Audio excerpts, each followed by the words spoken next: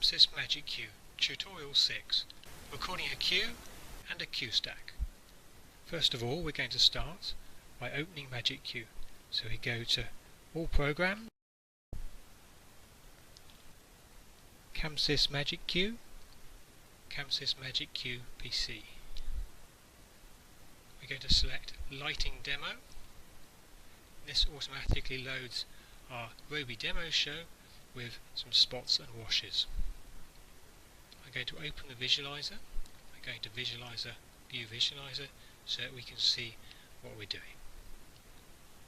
I'm now going to select my spots. I'm going to locate them, which brings the intensity at 100% and defaults the rest of the parameters in the programmer. So you can see in the visualizer the spots are now at 4. I'm going to select yellow and the position up, and I'm now going to record this as the first cue. I'm going to select a free page, so using the next page button I'm going to select a page. Here page 4 is free. You can see page 4 is indicated in the status window here. So to record the cue I press the record button and the record LED is illuminated, and then I press the S button above the playback, and that has recorded the first cue. You can also set a name for the CueStack by pressing the Set button, the S button above the playback, and then entering a name, for example Test. You can also use your keyboard on your PC or your Mac. I'm now going to make a second cue. I'll change the colour to red and I'll change the position to down. To record the second cue I press record again and just press the S button again. You can see now that there are 2 cues recorded on this CueStack. If I double press the S button, then you can see the CueStack. There's 2 cues in this CueStack.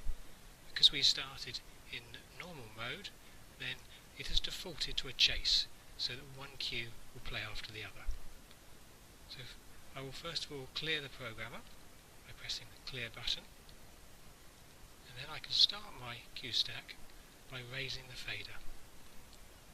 And you can see in the visualizer it's now chasing between the 2 steps.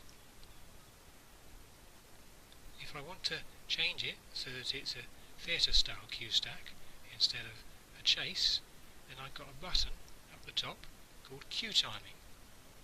I can select Cue Timing, agree to set each step to individual timing.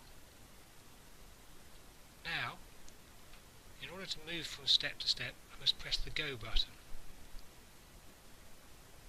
So you can see I'm pressing the Go button. If I want to set a fade time, I can set the fade time in the fade time column here. So for example, I could set it to 3 seconds. So now when I press the Go button, it will fade over 3 seconds.